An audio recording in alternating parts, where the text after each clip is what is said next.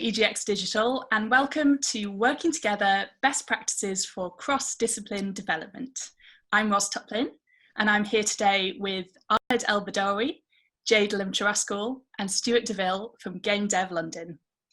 This panel is going to explore how developers working across different disciplines can make it easier for each other while we're working together, which is pretty pertinent right now, since most of us this year have been maybe at some point working remotely, which can make communication maybe more difficult or at least more different. So let's discuss good practice, bad practice, and maybe even get a few bugbears off our chests as well. So first of all, let's introduce our panel, and I'd like each one of you to say one thing that you wish people understood about your discipline. I'm going to start with Jade. Hello, I'll just do a quick introduction for myself. So, hello, my name is Jade, she, her pronouns. I'm primarily a composer and sound designer, but overall I'm an audio generalist because I've worked in games, I've worked in film and animation, and now musical theatre, so I'm very general. Let's see, a personal bugbear of mine is devs, I'm looking at you. Please keep your brief very clear, and if they do change, be very clear about the changes as well. I've worked on projects where a lot of it was like half said, and then I'll go away thinking like, okay, I think I understand what I'm doing. Then I'll do the thing, and then I'll bring the work back, and they'll be like, no, this wasn't the thing. And I'll be like, but that's what you said, right? And then it becomes a whole other rabbit hole of like, oh no, we didn't mean for you to do that. We actually wanted to go in a different direction. So I think, yes, that's my top one bugbear. And I guess the second bugbear, sorry, tangent, is go for it. You let it all out. now that I'm thinking about it, yeah. The second bugbear is to please make sure that we figure out what you, the devs, want to do with the music that we created. So get that all done before we actually start working, and then we know, right, then at least for me, I know how much work I need to input because it is going to somewhere after the game, or whether we need to figure out any like copyright issues or legal stuff. So yeah, that's really dry and mundane, but yeah, that's my second bugbear. Great, all right, thanks Jade. Okay, Stu, can we move on to you? Hello everyone, my name is Stuart Ville. I am founder of my own indie game dev studio called Zap.Pow, and I am co-founder with Jade of Game Dev London. Pronouns he, him. Bugbears, things you should know about what I do. So being a founder isn't just about naming your company and creating a cool logo. There's so much more that we have to do. Business management and team management are also two separate jobs. So people tend to think that we're doing both of those things, and for the most part in a startup you do both those things and everything else, but yeah, those are two separate jobs. So if you're starting out and you're creating your own studio, just remember that you probably need to get someone else to help you. And finally, Ahmed. Hello, yeah, so I'm Ahmed, he, him. I work in production, specifically project management. And some of my bugbears, I say some, like I think one major, I'm out of my shelf of bugbears, but one major one is basically production want to make the best game that they can alongside with you who would want someone to manage a project. The focus is just actually making sure that a game gets shipped rather than it going through development hell and pulling a Duke Nukem Forever and like it appearing 10 years later. Like, we want it to be there. We want it to be a thing. We want it to be a thing as soon as feasibly possible. We're just more impatient, basically. So yeah, that's my bugbear. Okay, thanks everyone. So let's start with a kind of general question for the panel. Looking at the kind of positives, what synergies have you found between disciplines that kind of occur naturally, and how can we monopolize on these? So I think synergy-wise, even before we begin making the game, I really like it when I talk to the devs and then we throw some ideas around, And then when we start referencing like, oh, we kind of want to go in the direction of this game, or we wanted to feel or have this emotional impact of this film, or some other thing, and then I go, oh yeah, I know exactly what you mean, and then we all bounce around that kind of like pure synergy where we know, like say at the moment I'm kind of working on a horror game which is going to release next month. Woo. And it was like, it was so good when I was working with the developer, because we were all referencing like all these horror films and these very, very specific scenes and very, very specific details within those scenes. And then when we're just talking like, oh yeah, you know that thing where this character did this, and then they go, oh yeah, I know exactly what you mean, because I felt like really annoyed or really scared at that point. And the developer goes, yes, exactly like this. I'm just like, okay, I got you. I now know what I need to do with my work in terms of audio, because I know the direction that I need to end in. So that's like the best kind. And then that gives me all energetic to go into my audio workstation and then put it together. And then when I deliver the product and the developer just like, yep, that works exactly right, it is. I'm like, cool. So that's like one of my favorite bits. I think some of that comes from like pre-production though, right? The more details you can get on from whoever's directing the project. In some cases that's me. So like the more information I can provide, the more references I can provide, the easier it is for someone else to understand. You can have conversations with people till you're blue in the face, but if you haven't got like a point of reference, then some of that stuff that you're, especially like in general conversation, there's a lot of assumptions that go on in just when two people are talking, and that's just for the efficiency of conversation. But obviously, if you can have a visual reference point, then that kind of clears things up and certainly brings the detail in a little bit closer. So a question perhaps for Ahmed in particular, in your kind of production role, how do you manage communicating ideas between disciplines, and how did you develop the skills to be able to do that? It's a very good question, actually. So I think as far as like managing the communication between different disciplines, it's always going to be something that you have to adapt and learn depending on who it is in that discipline, because like people all have their personal styles of kind of conveying their ideas and how they think, and like some people are quite creative and like they have to kind of showcase diagrams and stuff, or some people are just real like spill like everything verbally, and it's just like you have to try and keep up with what's being said. And at the end of the day, you have to learn how to match your ability to kind of absorb the skills, absorb what they're saying, and kind of form it in a way that's simple and easy to understand, even if it's just like something simple like making a list, just a general like bullet point list, just of like a general summary, and kind of explaining that to like the next party that need to know this information. And I think one good thing would be to kind of get those disciplines acquainted with one another enough that you don't need to be there to kind of shepherd these interactions, because the more they work together, the better it's going to be. But just making sure that they're communicating enough, because it's quite easy for them to be like, oh, I've said what I need to say. It's just like, no, you need to say enough so they know kind of equal to what you know, sort of thing. So sometimes you have to be there to kind of manage that conversation. But generally you want to kind of cultivate a culture where you don't have to. And I forgot the second half of your question.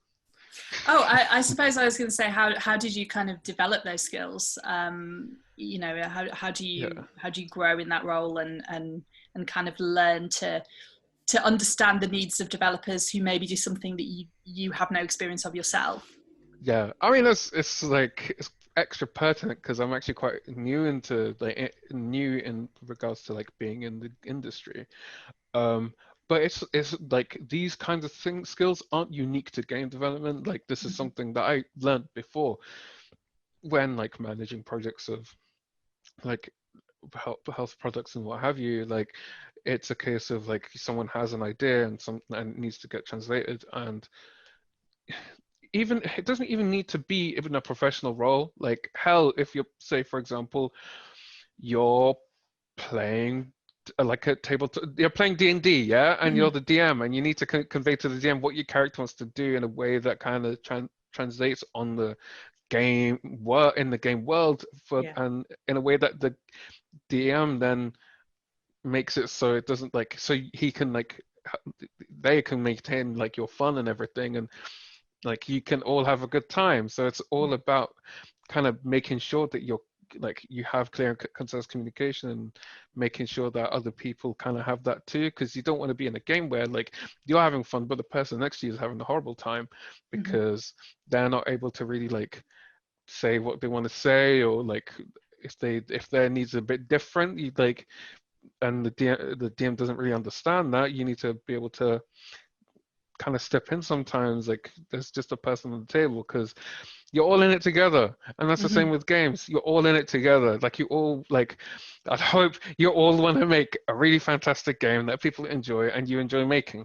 And so making sure that there's that communication makes it a lot easier to kind of not have to deal with like disagreements and everything. And so, and the less that like friction there is, the easier and happier things are. So yeah.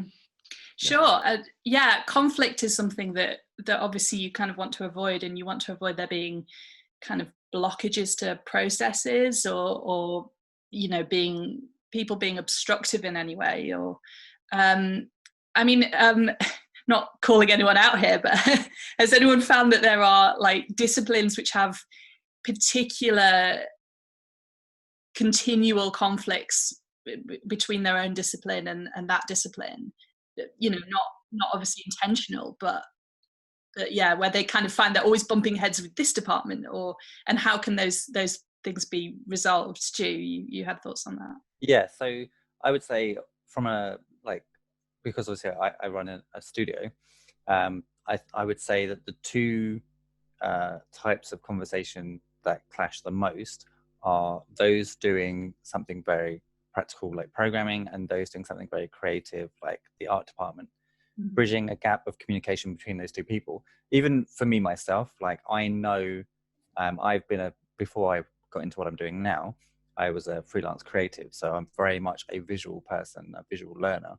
So when people come to me and they talk lots about what it is that they're doing and how they're going to do it, 9 times out of 10 I will say, can you represent that in some kind of picture format? Like and even so like obviously programmers and people who are designing the UI, the guys in the UI know where they want the stuff, but a programmer might put it somewhere where they think is more, just from their own experience, user friendly, or even easier just for them to program. So either trying to mediate those conversations is quite important, or even just helping them understand that those conversations between those two people is important.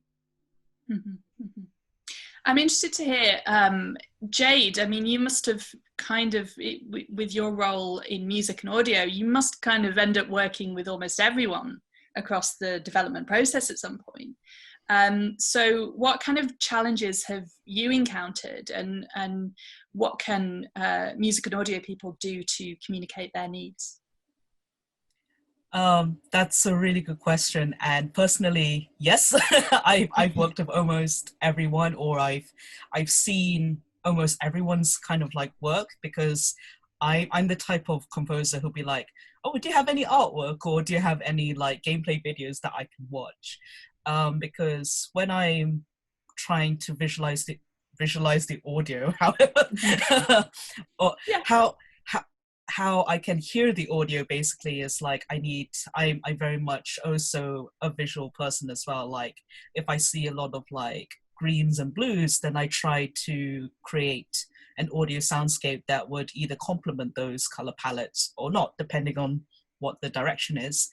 And then with the gameplay videos, actually, even if they're like prototypes, they're really useful because I can see like the pacing of the gameplay and like how quickly like the scene switches, or how quick or slow a character runs, jumps, or even with the fight animations. So like those are all like really important hits that I need to consider as an audio person. So like if the game is really fast paced, then like, okay, there's like the music, but then if there's lots of impact with fighting, then the player definitely needs to hear like, okay, yes, the sword did hit the monster or whatever. So that's really important, but also it's like a secondary part of the overall experience to have the music. But the music shouldn't overpower the enemy hits, basically, because otherwise the player can't get any feedback. So all of that, and maybe possibly more, maybe there's like 10 enemies like in the screen, you know, I need to like juggle all of that and try to figure out a soundscape that is malleable and flexible to accommodate for all of that. So second part of answering your question is I usually ask for things like, okay, what is like the really important bits of the audio, which is usually the sound design. So menu, UX, UI type stuff, that's really important, you know. I need to communicate to the players like, yes, you have selected and confirmed this to use a health potion or whatever. And yes, the health potion that you used was successful. So I have like a whole list of things like all of that. Then I need to figure out, okay, I need to balance all of that with all the musical stuff. So I think TLDR, like maybe like a giant spreadsheet of what is actually happening step by step. So like, you know, like character interactions, footsteps, UI, UX, monster, and whatever things that the character can interact with, and then all the environment stuff. So yeah, it's a giant spreadsheet, I think. So once that's I have an interesting that, point. yeah, Because there are a lot of I think there are a lot of sort of programs now and yeah. that you can use to sort of manage production and but as the people who then have to actually use those products, are they useful? Are some of them useful and some of them aren't? You know, I kind of wonder if the alternatives to the spreadsheet are as powerful and effective as the spreadsheet. I personally haven't figured it out yet because I'm not like a technical audio person, so I'm very old school and work with a spreadsheet, but I'm sure there's like workarounds with that, and then it's just like just a lot of play testing afterwards to see what is annoying to hear and what is like works in balance, basically. So yeah, I can't answer that question well, sorry. What are your thoughts on that, Ahmed, in terms of sort of project management? Do you think that there are good tools out there, or? Yeah, so I think it's super valuable for, you know, the people on the project besides production are able to like utilize and like navigate the software and the tools that are out there well, because if people have difficulty kind of inputting like what they've been doing, what they need to do, then it becomes like that's just another unnecessary hurdle in front of like trying to manage the project as a whole. So I think it's super important for people to be able to get in, like to get the software and understand it quite easily. Though, I mean, there's not a lot of software doesn't do it well. Like, I mean, ask anyone about Jira and half the people will sweat like upon just the word. So yeah, it really does like impact a project, and I feel if like you have to get a producer just to be able to get, I mean, like it is important to kind of like get a producer to communicate what their needs are in the software for other people to use. If it's easy enough for like the other part of like non-production members of the team to use it, then that's less work for like and less money spent on the project. And so yeah, it'd be like better tools would make things easier, basically. And have any of you ever found that you've had to change your own practices to work with other disciplines, perhaps a discipline that you'd maybe not come into contact with on your projects before, or does that ring a bell for anyone? That's a tricky one. Yeah. that I think I've changed the way that I work several hundred times. I think, well, yeah, I'm constantly changing how I work, especially when you bring on new people. Like you, in some cases, you know, artists tend to work like other artists, and programmers tend to work similar to other programmers, but everyone's got their own little quirks. Everyone's got their own little ways of doing things. And everyone has their own personalities, which is like something else that you need to kind of think about when you're working with people. So yeah, you definitely need to be malleable. You need to be able to think about the people that you're working with and whether or not you're being a problem, whether or not you need to like get out of the way and make it smoother for other people. Yeah, because sometimes you can be the blockage yourself, and it's sort of maybe hard to to recognize that you're not communicating effectively. Yeah, definitely. Do you think that a question for the panel, do you think that working with people from completely different disciplines can be good for your self-esteem, like particularly kind of from a creative point of view? Because it's really easy to get bogged down in your own kind of self-doubt and think, oh, I've made this thing and it's not very good. But then when you pass it on to the next person, they've never done that before, and they're like, oh my God, this is amazing, perfect, right, I can use this. So do you think that it's maybe a really positive thing for kind of recognizing your own skill? I mean, I'll go first, but yeah, absolutely. I mean, like, it's all about getting a new perspective and getting a different perspective, because it's not like we can go like that and think differently. It's the way you think is pretty like solidly entrenched, especially once you've reached adulthood and you're trying to like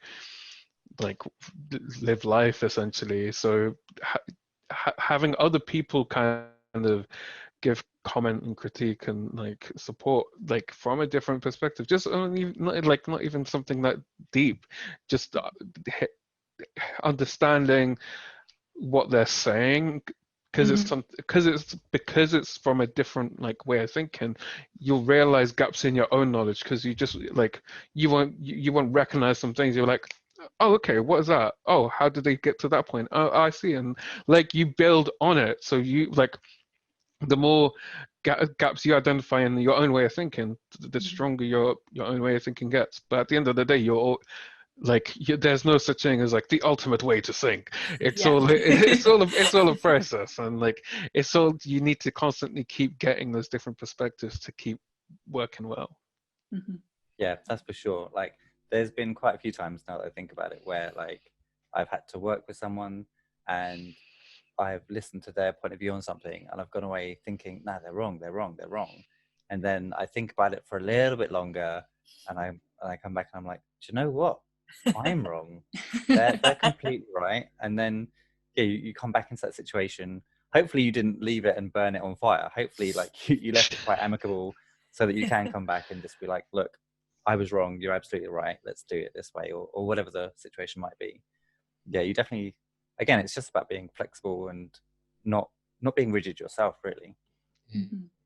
I mean, Stu, you've got 18 people on your team at Zappop POW, plus, you know, the work you do at GDL, and wrangling the cats that we are. So what is the role of a founder in terms of leadership of all these people and looking after these people? And how do you look after yourself as well as the kind of nerve center of the project? I'll leave looking after yourself till later, but certainly looking after other people is not, I mean, it kind of is hard, but it's kind of not hard at the same time. Like you, as much as possible, you want to make sure that everyone's happy, and that obviously isn't always possible, but you want to make sure that you're at least listening to what their needs are and what they might want to do. See if you can provide opportunities for them. I tend to do like a lot of mentoring of people, but inside and outside of work. Like if anyone comes to me and they're like, I want to do this with my career, and I don't really know how to get there, then I will try and advise them the best I can, or I will do a little bit of homework myself, which can actually be useful for me. And in terms of, so self-care is something I'm not particularly good at. I get very excited about projects. I dive like dive deep into them, and tend not to say no. So but I'm getting better. I'm getting better. You just need to, what I've started doing, actually, probably a top pro tip here, it's not a new one particularly, but if you make a list of the things that you want to do for the day, and that list needs to include a lot of stuff. Like, it can't just include what you're doing for work, although it should definitely include that. It should include things that you want to do for yourself. And then you just kind of muddle up the priorities of it, so that obviously you've got your top work priorities to make sure you get those done for the day if you can, if you manage to get the time to do those things. But make sure you're also trying to like take a break, spend some time with family, get outside, like, especially like at the moment during lockdown, obviously it's been a little bit trickier, but we were allowed to go outside, and just going for like a walk or a run saved my energy numerous times. Sure, Yeah. completely. Yeah, I mean, let's kind of address lockdown. Obviously, this year made communication much more complicated. Do you think it's been, I mean, on the face of it, it's definitely been harder to communicate effectively across disciplines, right? It's certainly made the process sometimes a lot slower. But have there been any kind of benefits to communicating while working remotely? For example, kind of filtering conversations to the kind of essentials or things like that. Has anyone spotted any pros to this? For me, the best thing about this forced separation, at like the benefit of lockdown, I guess you would say, is that I've ended up acquiring new people for my team that I probably wouldn't have done previously. So like, previously I would have made sure that people were coming to a physical space to have an interview, and I didn't need to do that, or well, I couldn't do that. So I ended up interviewing and speaking to a far larger range of people than I would have done, which also makes interviewing a little bit more hectic because you do interview more people. But at the same time, there's definitely some amazing people that I now work with that I probably wouldn't have been working with if I had had in my spec for those jobs, you have to attend a physical meeting. Yeah, I've found that I in my own work, I'm probably finding, if I have a problem that someone isn't necessarily immediately going to be available to answer the question, then I kind of start to think, oh, maybe actually that's a question I can answer for myself, or maybe this is a problem I can solve myself. I feel like I'm asking fewer stupid questions. Not that there's any such thing, but yeah, I find a way to ask stupid questions. But I probably spend more time concentrating on my own work and going, well, actually, rather than wait for this person to answer this email or to come back on Discord or whatever, I'm just going to deal with it. But yeah, it's a kind of strange circumstance, isn't it? It does create some problems for workflow. I mean, Ahmed, have you found that it's been particularly difficult to do your job in these circumstances? Like, I've only really been working in the industry as long as like lockdown has been a thing. So I've only I've only now been working under lockdown. And so it comes like I mean, of course I've worked before, but I'm still kind of learning about like what the impact lockdown has had on like my work and like how it could have been. But at the end of the day, it's all hypothetical. But I found like, for example, having like not really met anyone, like it's like you don't fear, oh yeah, like I might, but it's two things. Sometimes you feel like, okay, like I need to ask this work thing, I'll like get it done. But sometimes you're worried that, oh, like how do I approach this person? I don't know their cues or how they react, or how like what is a good way to like approach. So I think it's very much something that I'm still figuring out. But yeah, like Sure, Yeah, you're doing great. yeah, I like to think so. Yeah, No one's- I think you're really yeah. right that there isn't that same. You can kind of set the standards for your own management because that it is what it is, and people aren't bringing their kind of their kind of personal stuff maybe so much, or they're just kind of recognizing that you have a message to deliver and that's it. I'm interested to know, kind of to wrap up, what other disciplines that aren't your discipline are kind of fascinating to you. So, is there a particular discipline where you're like, I'd love to get into the head of somebody who does that job? Jade, does anything spring to mind?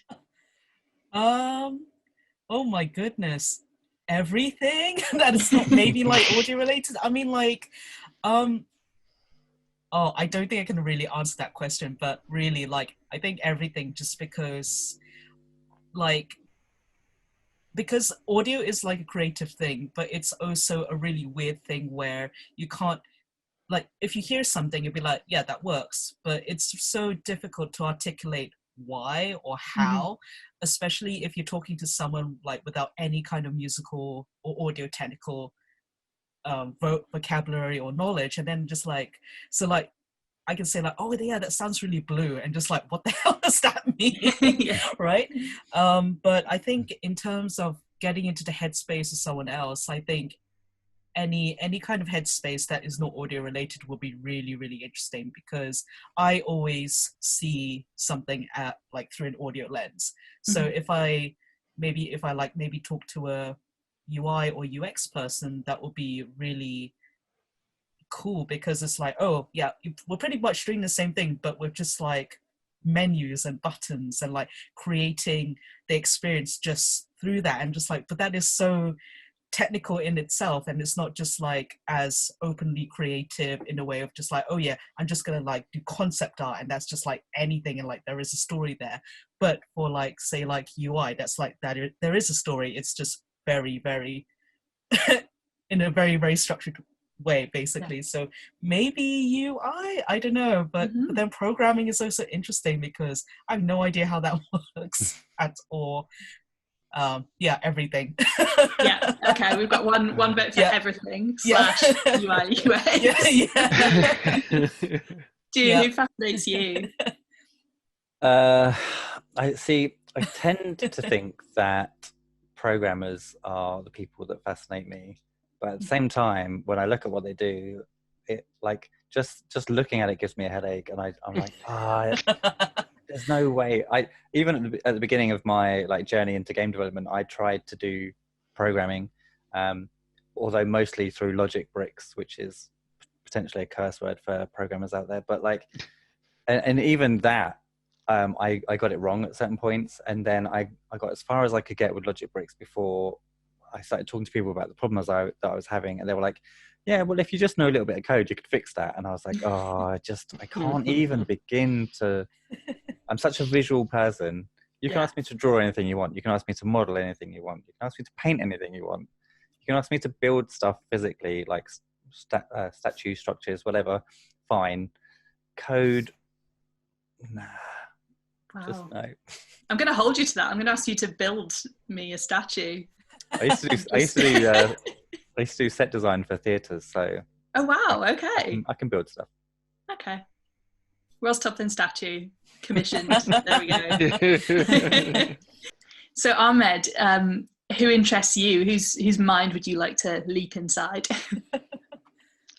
Okay, so I can't really top Jay's answer, which is basically everyone. Where like designers, like I don't even really understand like how they manage to get like the future vision of the game down, and how they like how do you even begin? Because like how do you figure out what people want to play, and like what do you think is fun? Like I struggle with that every day. It's just like, what is fun? And I'm just like ponderously staring to the distance and fall asleep or something. But then there's like artists who like figure out like a look that matches that design, and kind of fish out kind of what would be good with the design of the game, and then there's code who literally know like languages that aren't even bound to the realm of words, and it's just like maths magic. And but even though like I studied maths, I did it quite like extensively at A level, and I can kind of get where they're coming from,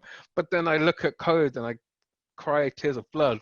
And so it's just like, so like there's, and like as like audio as well, like man, like I think in year 9 I kind of learned like how to like play instruments, and that didn't really work out. And I've always like that's always been like a dream at like at some point in my life, but to be able to kind of get like the feel like a completely separate sensory, like as opposed to like the like art, which is visual, the auditory feel of a game is huge. I mean, like most people like go out their way to listen to like soundtracks and everything, and like one of the big takeaways from games and like visual, like these interactive experiences, is the audio. It's what they can keep and like after the experience and to relive it. So all of it. Like all the people, I want to be in all their brains, basically. In conclusion, we think everyone is amazing. Yeah. Great. Well, I think that's great, and I think thanks to everyone. This panel's been really fascinating. So thank you so much to everyone. Thank you for watching, and thanks to EGX Digital. You can find out a bit more about Game Dev London at www.gamedev.london. That's right, isn't it, Stu? That's correct. Got that right? Yeah. And follow us at Game Dev London on Twitter. And we have lots of videos on YouTube, on Twitch. We have all kinds of information about game development. And thank you so much. Thank you. Bye-bye. Bye. Bye.